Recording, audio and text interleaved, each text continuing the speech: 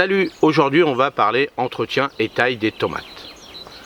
Nous avons enfin planté nos tomates à l'extérieur ou sous un tunnel et je vais vous montrer ce qu'il faut faire maintenant pour avoir des très bonnes tomates. Alors la première chose qu'on va faire, c'est tailler les gourmands. Ensuite on va enlever les mauvaises herbes autour des pieds de tomates. On va tailler les feuilles qui touchent le sol. Et ensuite on va bien arroser l'ensemble et on va mettre son paillage. Ça c'est très important de pailler l'ensemble de la planche. Alors on y va, c'est parti. Alors maintenant ce qu'on va faire, on regarde la planche. Donc voilà une trentaine de tomates à peu près. Donc maintenant ce qu'on va faire, on va les tailler. Alors tout d'abord, c'est quoi un gourmand? Un gourmand, c'est tout simplement des pousses latérales qui se forment à l'aisselle des feuilles. Vous voyez, comme ceci. Donc, ces gourmands, il faut les enlever. Moi, c'est ma méthode. Il y en a qui veulent pas les enlever. Moi, je les enlève. Ça me fait des plus grosses tomates et ça évite que le plant parte dans tous les sens.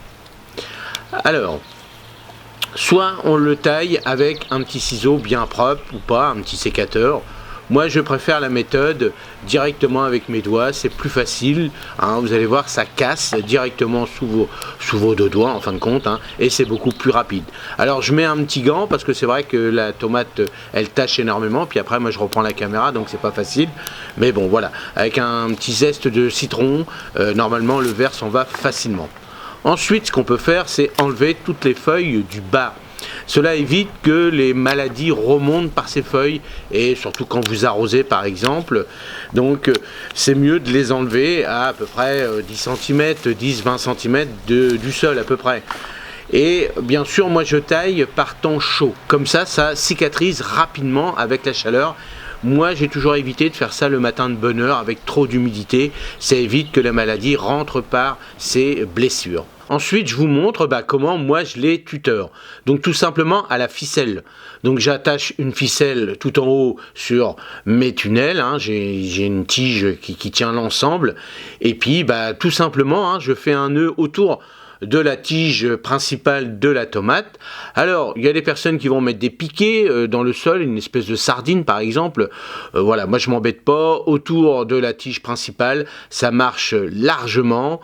Hein, donc on fait un petit nœud, un double nœud comme vous voulez. Alors laissez un petit peu penser que la tige quand même va grossir. Donc ne serrez pas trop.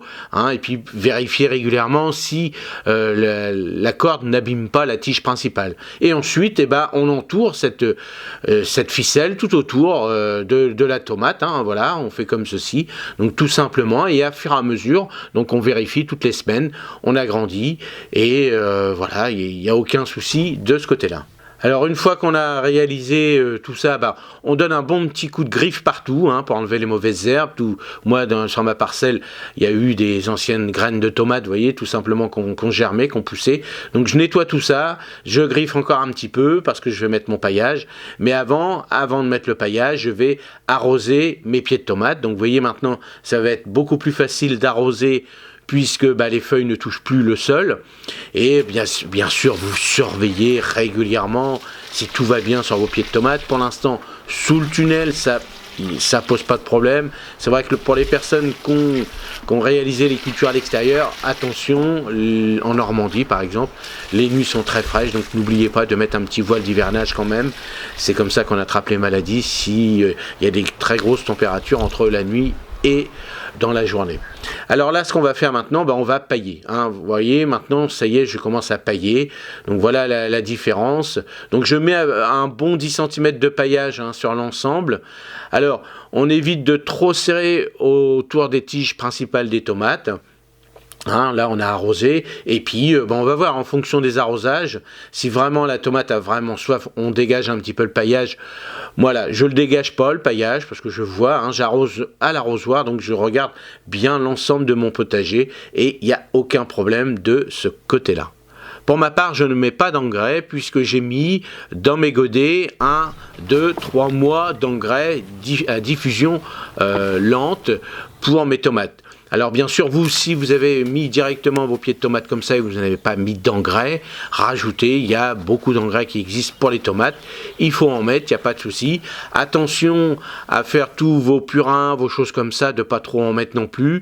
Respectez bien les doses, ça c'est important, avec tout ce qu'on voit à gauche et à droite. C'est pas aussi facile de mettre régulièrement du purin ou alors un engrais avec de l'urine, des choses comme ça. Respectez bien, c'est les doses, ça c'est important parce que faites pas n'importe quoi, ne ratez pas votre récolte de tomates en faisant n'importe quoi.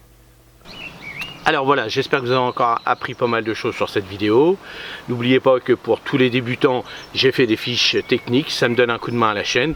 Et comme ça, ça permet de continuer à les regarder gratuitement pour vous. Et n'oubliez pas aussi que j'ai créé une nouvelle chaîne pour tous ceux qui veulent faire un complément de revenus ou créer eux-mêmes leur petite entreprise. Allez, moi je vous dis à la prochaine vidéo. Salut!